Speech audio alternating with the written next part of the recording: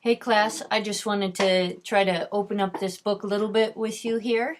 So Hinduism has the oldest lineage of any of the traditions that we will study this year, and that is why we are beginning with it. The origins of the Indus Valley date back to 6500 BCE. By the second millennia, so we're talking 1099 to 1000 BCE, there were major urban centers in the Indus Valley, the area we now call Pakistan. Hinduism begins its creation story with the original Om, with which Brahma brought the universe into being. So Brahma has two major, and so here's Brahma, here's our big guy, and in this case, four heads, because of course he can see all four directions. And so this is an iconic representation of how would you speak to people about a God so great, he sees the past, the future, and all the four directions all the time, that he is the creation, he is the creator.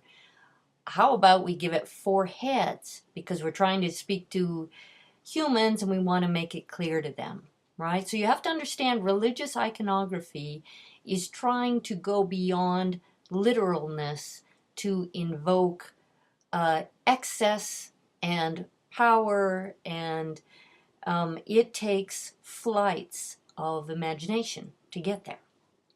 So don't be surprised when there's glowy things, clouds, etc. in religious imagery, because it's trying to do work that is excessive and beyond language. All right. Brahma has two major avatars through which humans can more easily come to know the divine. It's pretty hard to get in touch with the big cheese, so to speak. So that Vishnu and Shiva are the two major.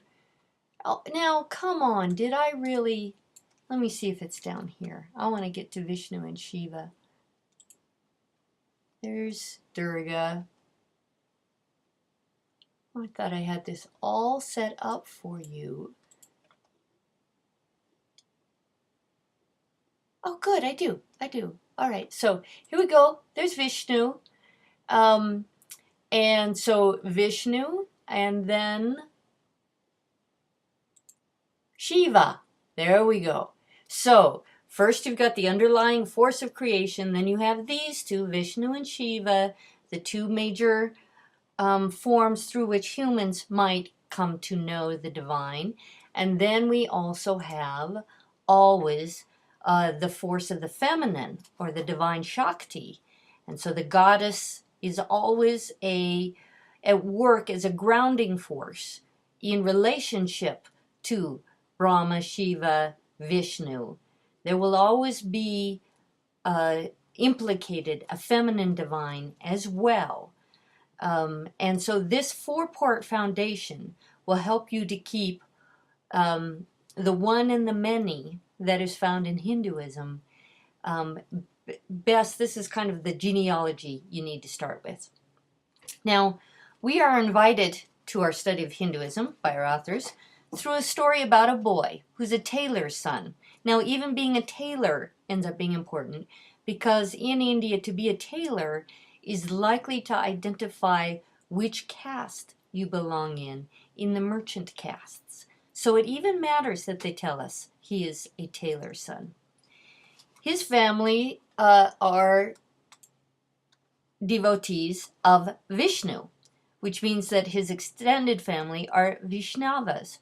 Now Vishnu, we will learn on page 316, is the Lord of the universe, the vanquisher of demons that threaten the proper religious and social order of the Dharma. And Dharma is a word that we're going to come to know as, it's kind of like touching the soul of Hindu cultures to speak of the Dharma. So it's the roles, the responsibilities, the values of Hindu culture.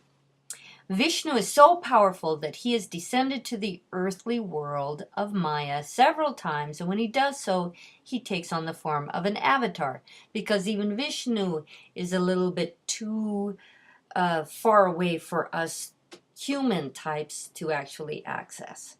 So, the tailor's family focuses their devotions on one of the avatars of Vishnu, whose name is Krishna.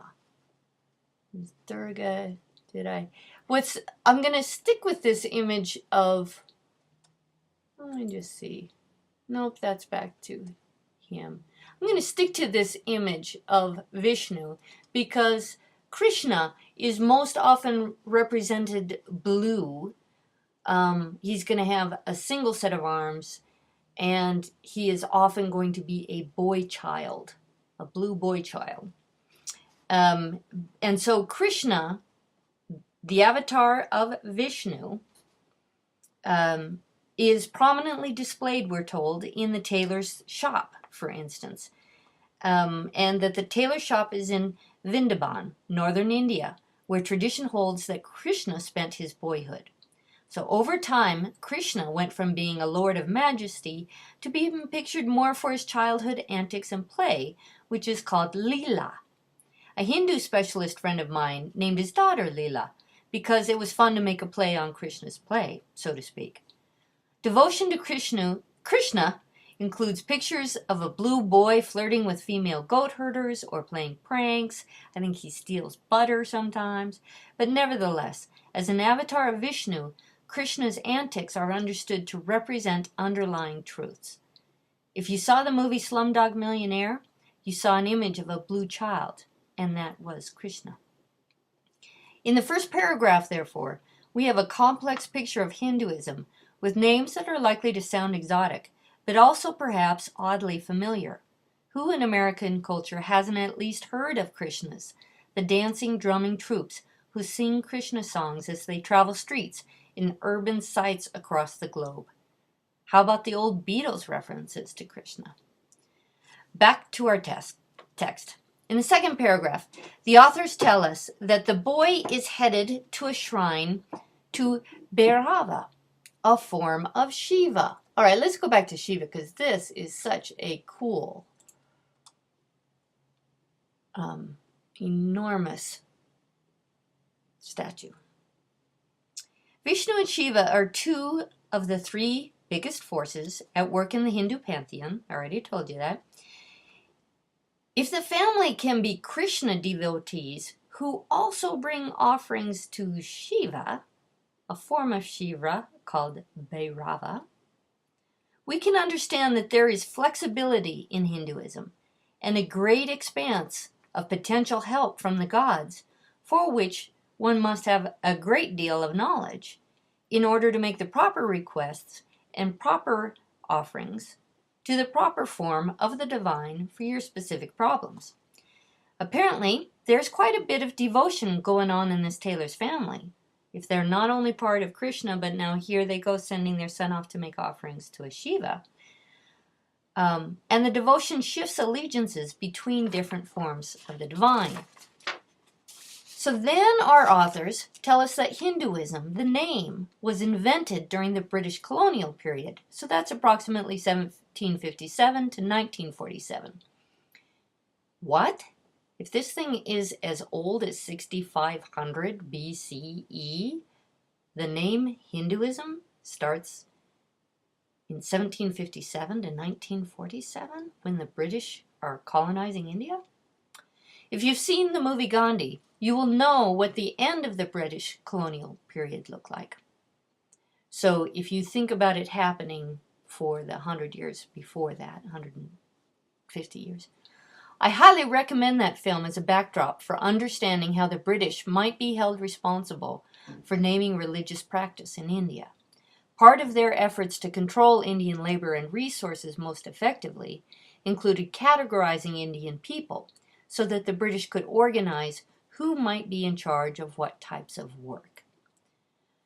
All right, so after telling us that the British largely invented the term Hinduism, but that people in India have adapted to the name, the book then goes on to describe a little shrine on the street near the Krishna temple in Vrindavan. It is a small shrine to the goddess Durga. They write, quote, "There is no official service and certainly no priest in control. Every day local women provide their own service, placing a garland of flowers before the goddess's image and pouring purifying water before her." Now, heck, we've got to go back to a Durga there to think about then a woman in front of this offering purifying water and garlands of flowers to it as part of a daily devotion. Everything that is Hinduism is focused on that single, isolated, unorganized act of worship by a lay devotee. So, we have the boy tailor at the beginning. Now we have an image of a simple street-side shrine. And they're saying that too is Hinduism. And then they say, a group of men gathered around a sacred tree at the Krishna temple could also be your image of what is Hinduism, and it would be an accurate image.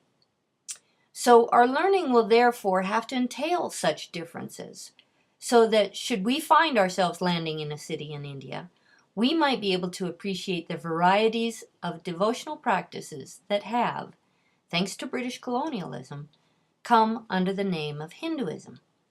And so let me just conclude here, since the image is wild and wonderful, and that's part of what one has to make a shift for the study of Hinduism to account for the wild and wonderful.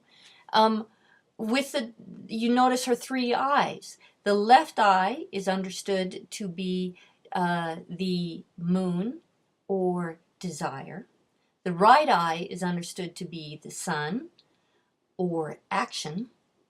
And the middle eye is understood to be knowledge and insight regarding the fact that Brahman and Atman, the human, are one and the same.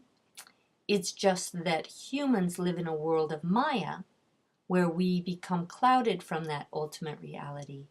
And it is through then our access to these avatars and the goddesses, the gods, that we get closer to the practices that bring us to darshan, the capacity to see and be seen by the divine. So that is when a woman is there pouring her libations in front of Durga. That is what she understands, is that she has the opportunity for darshan, the opportunity to see and be seen by the divine in her everyday world. All right, I hope you enjoy Hinduism. Thanks for listening.